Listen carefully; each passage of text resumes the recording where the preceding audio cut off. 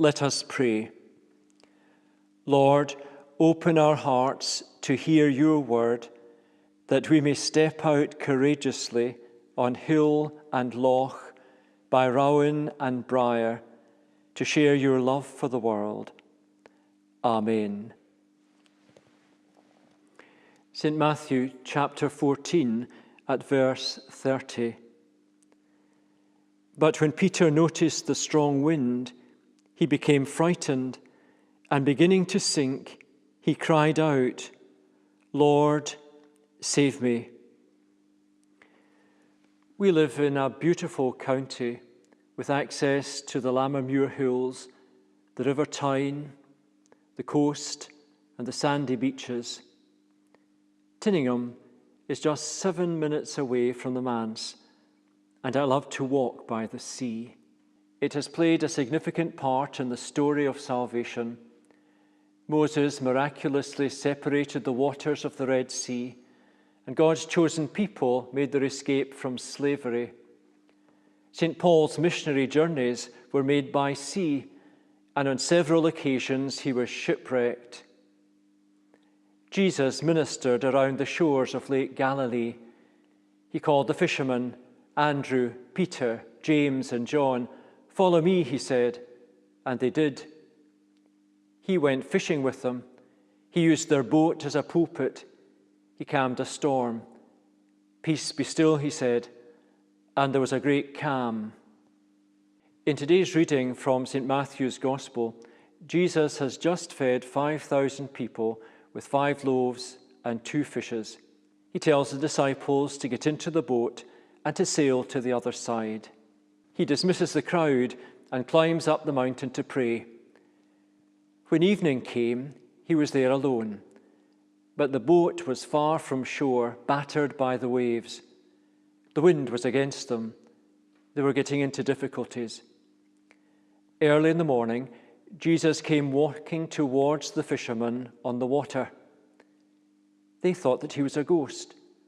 They cried out in fear, but Jesus said, "Take heart, it is I. Do not be afraid." The story has 3 consoling characteristics. In the storm, Jesus takes the initiative. He sees trouble.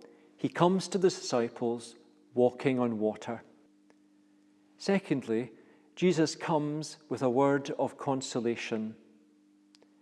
"Take heart, it is I. Do not be afraid."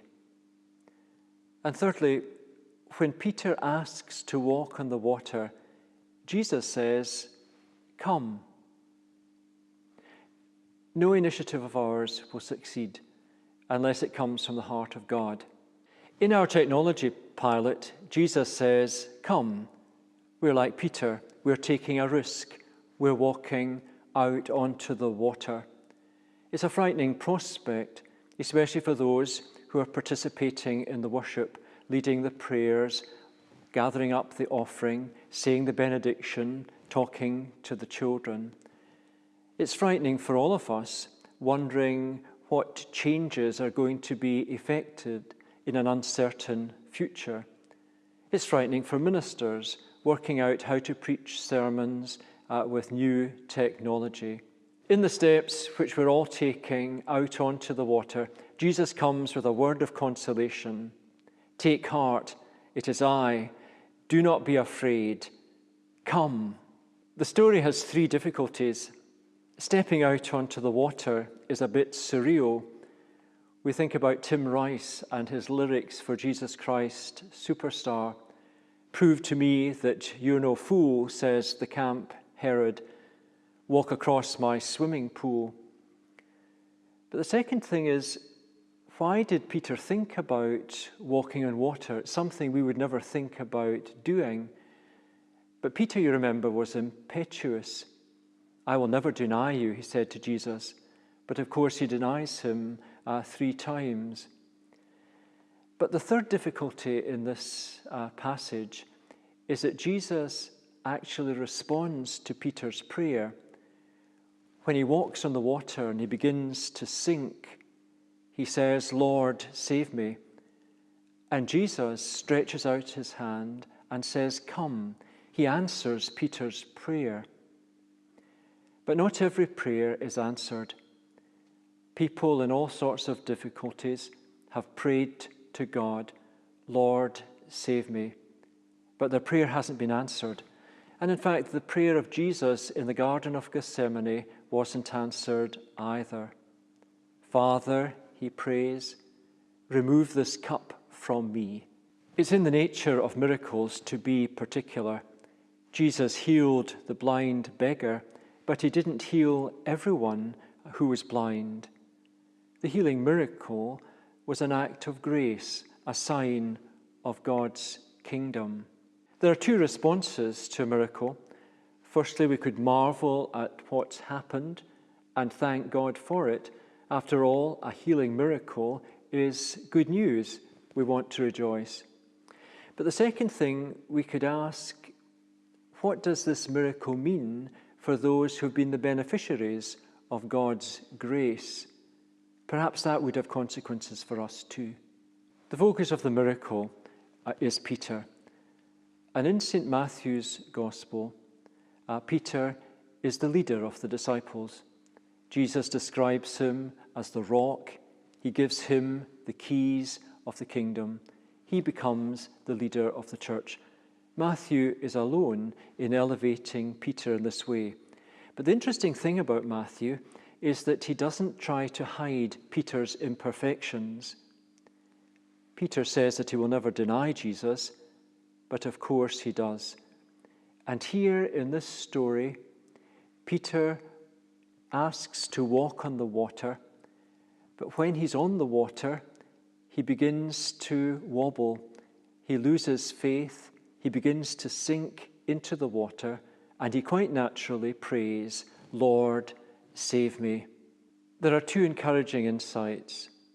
Those who are called to participate in the leadership of the church at whatever level needn't be discouraged if they doubt the power of God to heal and save, to build and renew.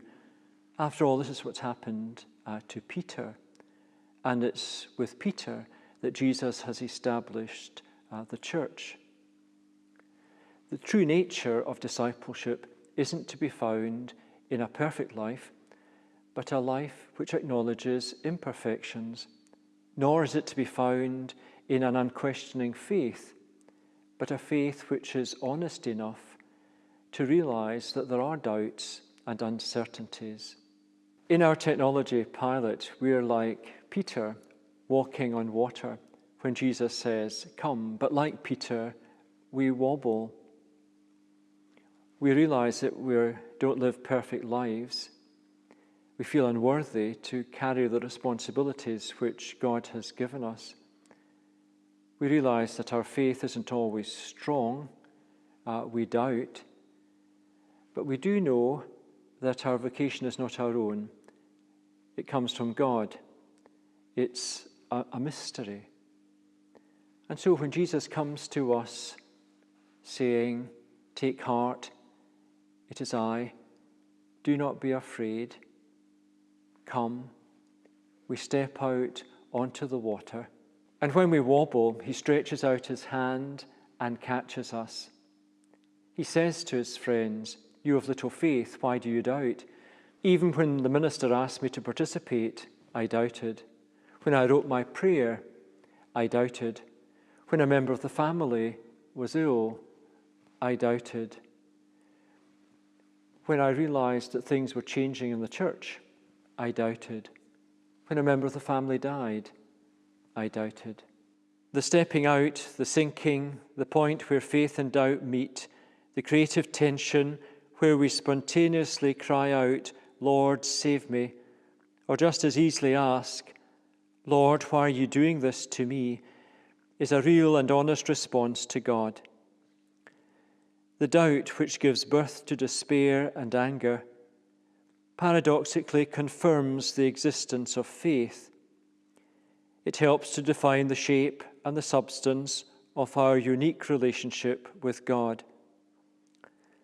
In stepping out onto the water, in losing faith in Jesus, in doubting his power to save, in fearing the strength of the wind and the storm, Peter was afraid that he would die. "What is it like to die?" asked a member of the congregation from her bed in the hospice. She was certainly dying. There was no doubt about it. "What is it like to die?" she asked. What was I going to say? I told her a story about taking a group of young people to the Compass Centre in Glen Shee. I was 40 years old, and one of the activities we were involved in was abseiling. So we climbed up to the top of this rock face, and each person took it in turn to abseil down the rock. When my turn came, I was absolutely terrified. I stood at the top of the rock, and I couldn't lift my right foot off the surface of the ground to go over the edge. It took a long time and a lot of encouragement, and eventually I was able to lift my right leg up and step over the edge, and then the second step. And once I was over, I realized that it was an exhilarating experience. "That's what I think it will be like to die," I said to the member of the congregation. After we prayed, she turned and said to me, "I hope that will help me go over the edge." As it happened, she died 7 weeks later on Easter Day. I'm sure for her it was an exhilarating experience. After all, it was an appropriate day on which to die. But we still have to take the first step over the edge or out onto the stormy water or up the pulpit step. It requires courage to overcome our fear of losing control, of being forgotten, of disappearing into nothingness, of being no more. "Come," says Jesus, and he gives us a word from the gospel. "It will encourage you," he says. "Take heart, it is I. Do not be afraid. If anyone want to become my followers, let them deny themselves, take up their cross, and follow me." Here in Preston Kirk, St. Baldred is my inspiration, and this beautiful stained glass window designed by William Wilson. Baldred is in the centre of the window. He's standing in front of the Bass Rock. He's sometimes called Baldred of the Bass. Behind him are the rolling waves, and below the rolling hills. Is he standing on the water? Below we can see the saint fulfilling the Great Commission. Go and make disciples of all nations. Go. This is the great imperative which encourages us to go over the edge or step out on the water, not knowing what will happen next. But it's in these situations that Jesus comes with his consoling word. "Take heart, it is I. Do not be afraid."